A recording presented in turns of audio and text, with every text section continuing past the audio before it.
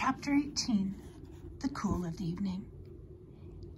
In the cool of the evening, when shadows darkened the fairgrounds, Templeton crept from the crate and looked around. Wilbur lay asleep in the straw. Charlotte was building a web. Templeton's keen nose detected many fine smells in the air.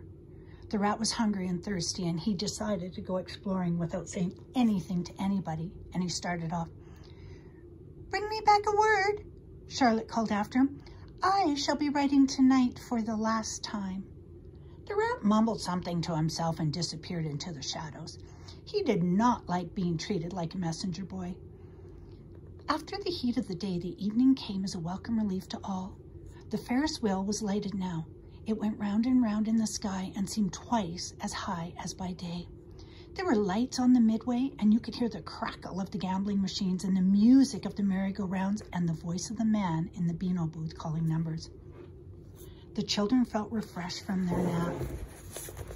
Fern met her friend Henry, and he invited her to ride with him in the Ferris wheel. He even bought a ticket for her so it didn't cost her anything. When Mrs. Arable happened to look up into the starry night and saw her little daughter sitting with Henry Fussy and going higher and higher into the air, and saw how happy Fern looked, she just shook her head. My, she said, Henry Fussy, think of that. Templeton kept out of sight. In the tall grass behind the cattle barn, he found a folded newspaper. Inside it were leftovers from somebody's lunch.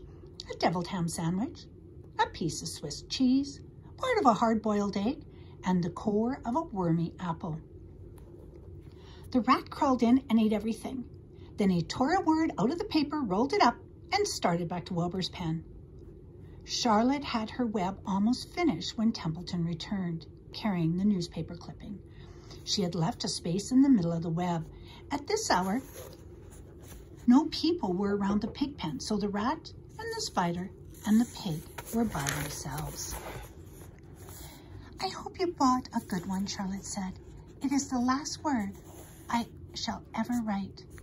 "Here," said Templeton, unrolling the paper. "What does it say?" asked Charlotte. "You'll have to read it for me." "It says humble," replied the rat. "Humble?" said Charlotte. "Humble has two meanings. It means not proud, and it means near the ground." "Well, that's Wilbur all over. He's not proud, and he's near the ground." "Well, I hope you're satisfied," sneered the rat. "I'm not going to spend all my time fetching and carrying. I came to this fair to enjoy myself, not to deliver papers." "You've been very helpful," Charlotte said. "Run along if you want to see more of the fair." The rat grinned. "I'm going to make a night of it," he said. "The old sheep was right. This fair is a rat's paradise. What eating and what drinking, and everywhere good hiding and good hunting. Bye-bye, my humble Wilbur. Fare thee well, Charlotte, ye old schemer. This will be a night to remember in a rat's life."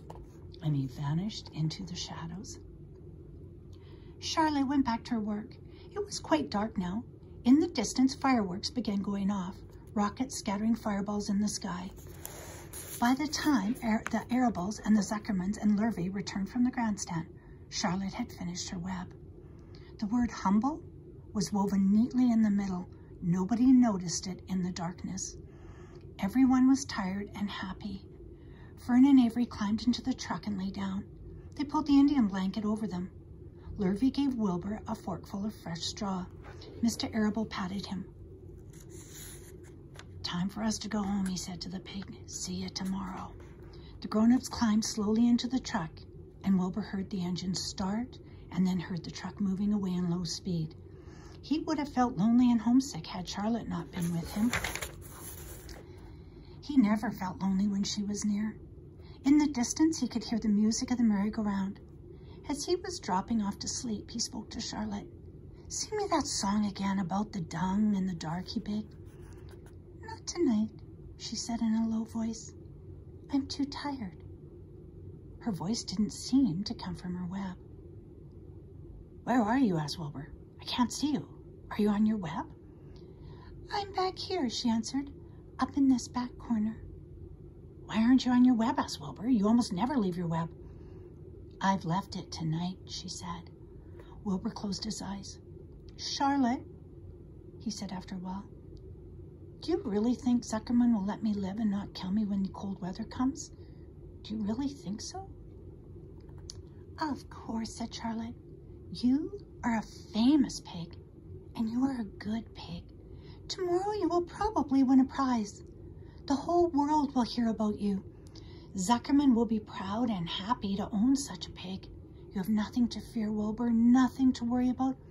Maybe you'll live forever, who knows? And now, go to sleep. And for a while there was no sound. And then Wilbur's voice. What are you doing up there, Charlotte? Oh, making something, she said, making something as usual. Is it something for me? Asked Wilbur. No, said Charlotte. It's something for me, for a change. Please tell me what it is, Big Wilbur. I'll tell you in the morning, she said. When the first light comes into the sky and the sparrows stir and the cows rattle their chains, when the rooster crows and the stars fade, when early cars whisper along the highway, you look up here and I'll show you something. I will show you my masterpiece. Before she finished the sentence, Wilbur was asleep. She could tell by the sound of his breathing that he was sleeping peacefully deep in the straw. Miles away, at the Arabo's house, the men sat around the kitchen table eating a dish of canned peaches and talking over the events of the day. Upstairs, Avery was already in bed and asleep. Mrs. Arable was tucking Fern into bed. Did you have a good time at the fair? She asked as she kissed her daughter. Fern nodded. I had the best time I have ever had anywhere or any time in my whole life.